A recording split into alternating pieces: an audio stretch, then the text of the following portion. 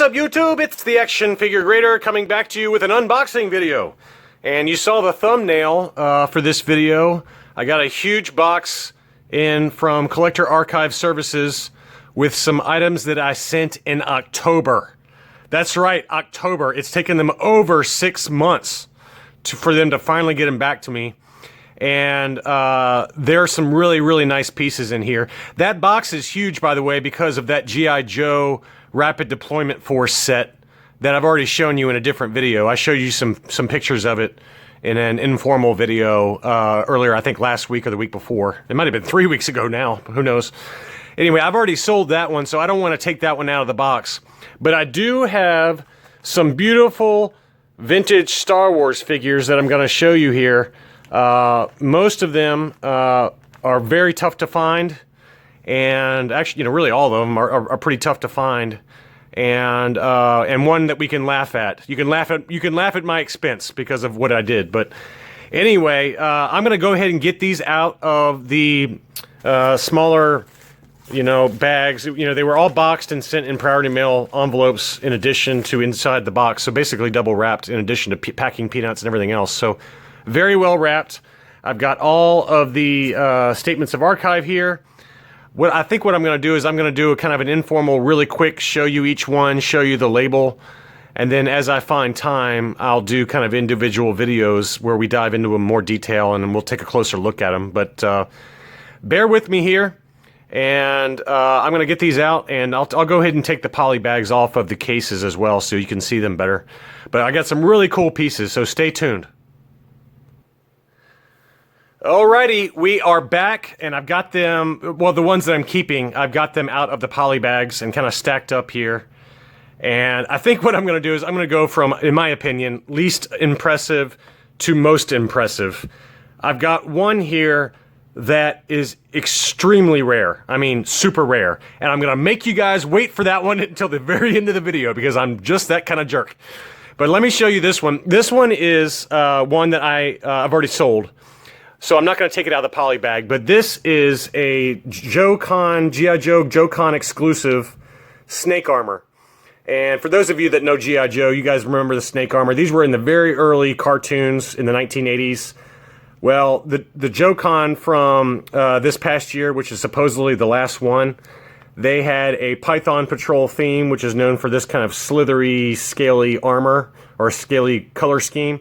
And so they redid the snake armor, exactly the same mold from the 1980s, but they did it in this kind of scaly, Python Patrol logo right here, kind of color motif, which is what they're known for, even the originals.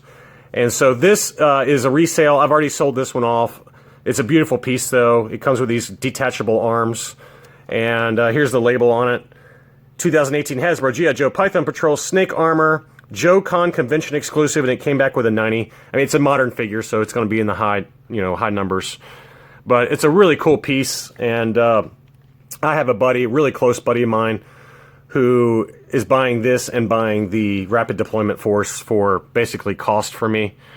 But I thought it makes no sense for me to keep this. I've sold off pretty much all my G.I. Joes that were worth anything, so hopefully he'll like it. I'm going to wrap that one back up and send it with the Rapid Deployment Force, which I've already shown you guys. So, very cool. All right, let's get into the good stuff. These are all pieces that are staying in my collection. And every one of these is a Lily Letty. And back in September, I'd say August, September, October of last year, I got really into trying to find Lily Letty overstock. And so that's what all of these are. I've got a few buddies down in Mexico who are able to acquire these a lot easier than me. And I'm sure they resell them to me for way more than they're worth, but I really like them, and so that's what we went with for this batch. One of them was an expedited piece that they just went ahead and included it. The timing worked out such that they included it as part of the shipment. So I freely admit this one was an expedited piece. They had it done within the 7-day time frame. The rest of these I sent off. They were logged into Collector Archive Services system October 26th. So that shows you how long it takes them to turn these around. And Star Wars Celebration last month I'm sure didn't help either. But anyway, I'm getting way off topic. All right, the first one, you guys are gonna make fun of me. Ha ha ha! I'm an idiot. Yes, I know I'm an idiot, but I'm gonna go ahead and show it to you because if I can, the way I look at it is, I don't care who you're laughing at, as long as you're laughing, right? That's kind of, that's why I'm such an idiot in my videos. Well, I did something really stupid.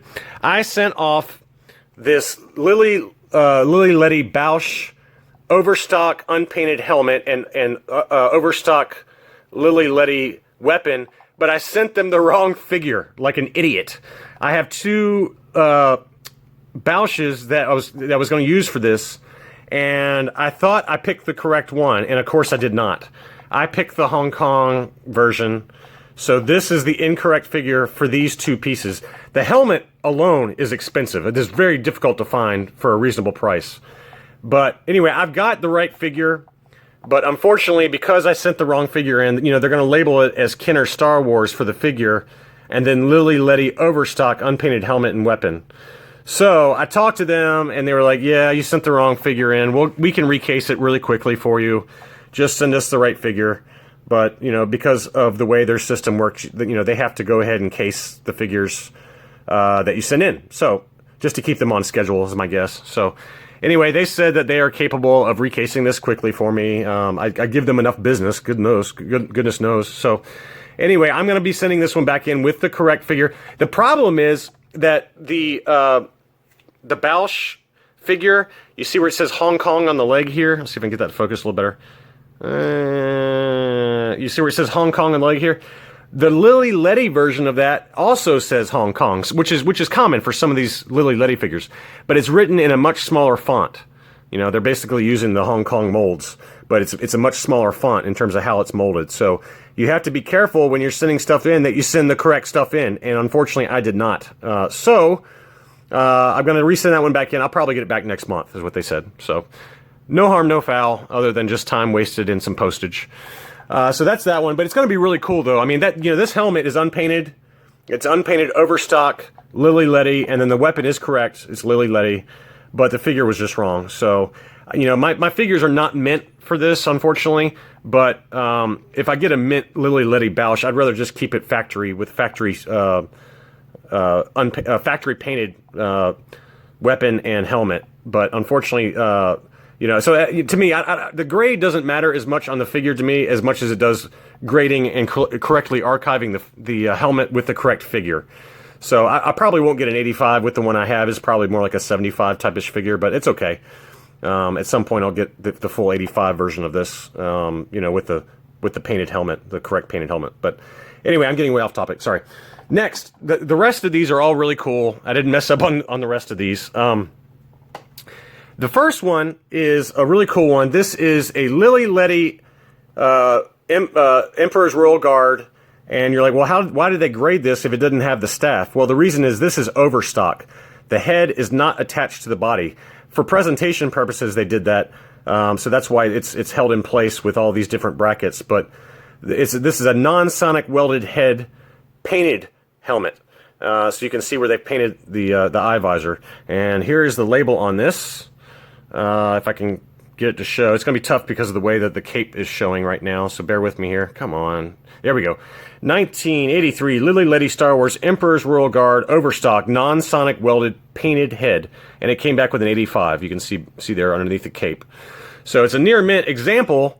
I could have sent it in with the cape, but with overstock, overstock figures don't really have weapons. These were found in bins as Lily Letty was going out of business, and this one was never fully assembled. So the head does come off, but it's an 85 graded overstock, so that's pretty cool. And then the other one I have is also Royal Guard, except this one's cool. It doesn't have the painted visor. So this is completely unpainted. The head is also non-sonic welded, but you can see where the visor is not painted. And so it's the exact same grading label, except it's a non-sonic welded unpainted head. And this one came back with an 85 plus. So really great score there. But two really nice Lily Letty Emperor's Royal Guard Overstock, one painted and one unpainted. So that's kind of a nice addition. I guess I'll go ahead and display these out here since we need some decoration, don't we? Okay, I'm sorry about the blur. I'm kind of jumping back and forth between you know, up close and far away. So my camera, for some reason, I'm like literally, I'm the worst technology. I'm the worst person at technology. It's awful. I can't figure out how to autofocus this stupid thing. So bear with me. The next one's, you're going to laugh at this one as well, but it's actually a really cool one. This is a Luke Bespin, but these are only the overstock limbs. And so these were confirmed as overstock. They look for weld marks and things like that where the arms connect to the sonic welded figure. They confirmed that these are overstock limbs that were never used in production. And I could not find a torso and head anywhere. I've been looking for a long time since I bought these. I think I bought these in September. I've been looking ever since. I finally, you know, because I was going to send them in after the fact to CAS and have them put them all together. But anyway, there's a Lily Letty group that I'm a part of, and I asked if anybody has any. And one of the guys I'm friends with, he said, I've been looking for 5 years for a head and torso, non-sonic welded torso, Lily Letty Bespin Luke. So good luck, buddy. So I went ahead and just had it, you know, I said, go ahead and grade it, guys. I'm not gonna find the torso and head. Maybe they'll show up one day and I can get them recased. But in the meantime, I've got, you know, the limbs for a overstock Luke Bespin figure graded. He has the kind of torso that I'm looking for. It's non-existent, folks. That's the way I want my stomach to look. Unfortunately, it never will because I'm 42 years old with the metabolism of a snail, okay? But either way, it looks pretty cool. And you know, I kind of like this because it shows you how the mechanism works for these non-sonic welded figures. You can kind of see behind the scenes, since most of the time the torso is covering that. But anyway, I thought it was kind of an interesting idea. And, you know, I didn't think they were actually going to grade it. But they said, oh, yeah, we'll definitely grade it. These are rare to find as it is. So it's definitely worth grading. And so here it is, you know, overstock arms and legs. They confirmed they were true overstock, not just pulled apart figures, and it came back with an 80, near mint. So I'm very happy about that. I was surprised it got that high of a score. Most of the time with this overstock stuff, they're in really rough shape because they were just been thrown around in bins. And the next one's a good example of that. But most of the time with the Lily Letty overstock stuff, you know, when Lily Letty was going out of business, they were sticking heads on the wrong figure. They were putting the wrong figures into cards. They were not even assembling them at all and just throwing them in boxes. And that's where a lot of this stuff comes from. And so the reason that the guys at CAS convinced me it was okay to go ahead and case and grade this is because they're rare, especially for Luke Bespin. You know, he's a high demand figure. That's why I can't find the stupid torso and head because everyone's hoarding them. I saw a guy's got like 10 of them. I'm like, just give me one. Good Lord. But they're rare, you know, so I went ahead and got it graded and it looks kind of cool. I don't know, it's kind of a good discussion piece. And, you know, I'm slowly building out a little Luke Bespin army. Some of them I've shown you, some of them I haven't. So, all right, the next one's kind of funny, but it's cool. It's another rare figure. This is a non-sonic welded Lily Letty ATST driver. Very cool looking, you know. From the front, it looks awfully awesome. You know, pretty good shape overall. Some minor dings and things like that in the hand. But you can see where the torso is non-sonic welded. They took both halves and held it together with this contraption they use. The arms and legs are all sprued out. And so here's the grade on it. This is a ATST driver, Lily Letty, overstock, non-sonic welded, and it came back with a 60. And you're like, 60? How on earth did this only get a 60? Good Lord. Well, let's turn it around. Mr. ATST driver did not put the top back up on his ATST. And so he's got a really bad sunburn on the back. So for whatever reason, the back torso piece discolored over time. And so that's what killed the score on it. But from the front, which is how it's going to be displayed, it'll look really cool, you know. But it is a low score, but I don't care because it's overstock. It's a Lily Letty non-sonic welded overstock. It's a really difficult piece to find. And worth every penny of what I bought it for and got it graded for. But I do think it's hilarious that the torso piece is discolored. You know, probably just wasn't well protected or whatever, sitting in a box. So, but it's funny that the front piece did not. So who knows? But anyway, it's kind of a cool piece. I like it a lot. All right, the last two. I'm not going to lie, folks. The last two are pretty epic. I'm going to hide this one because I don't want you to see it. But this one is another non-sonic welded. This is a non-sonic welded Lily Letty prune face. Just turned out awesome. I love the way he looks. Prune face is such a weird figure. I had one that's a 90 grade, but it had the cape on, so you couldn't see what the actual figure looked like, but now I've got this one to display next to it. And to top it off, it's a non-sonic welded Lily Letty overstock. So it's pretty awesome. And check out the grade on this bad boy. Non-sonic welded overstock prune face, and it came back with an 85. I could not be any happier with that score. A 75 like this sold for like $300 or $400 last year. So I got a great deal on this, and this was a no-brainer to grade this, and amazed and happy with the score. But that is just an awesome figure.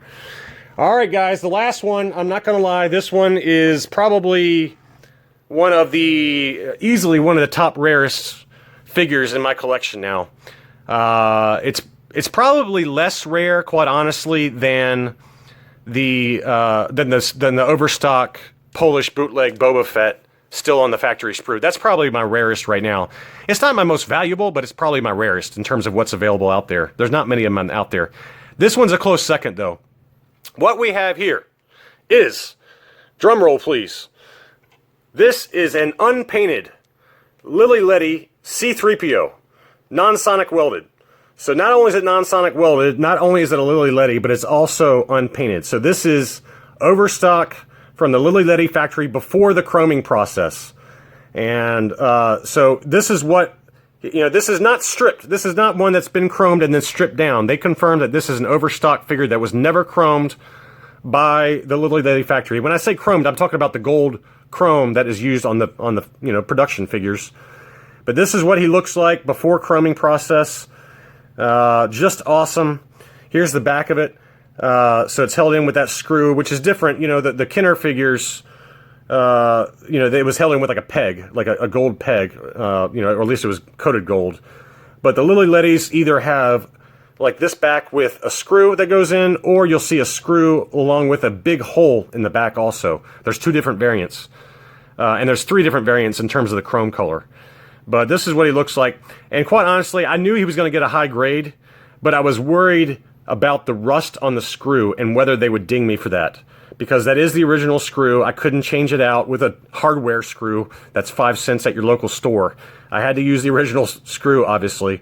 So I was worried a little bit because it's rusted that they would ding me on the score, but luckily they did not. And here is the score on this one. 1983 Lily Letty, come on, focus for me, buddy. Lily Letty Star Wars C-3PO non-sonic welded overstock, 85. So just an awesome, awesome figure. Absolutely one of the prides of my collection. Probably other than maybe my Boba Fett, this is probably my second best Lily Letty, but pretty awesome. That is really all I got. I'm sorry about the long video. I shudder to think about the videos I'm going to have when I get some of these bootleg shipments back that have like 30 and 40 figures in them, but at least you guys can take a look at some of the cool stuff that came in finally. I mean, I've been very patient. I have not hounded CAS for the figures, but just really cool stuff. And I hope that you enjoyed the video. Leia will have to get sent back, but the other ones just turned out fantastic, and these will be in my collection, folks, until the day I die, and then my wife will promptly sell them off. So thank you again for watching.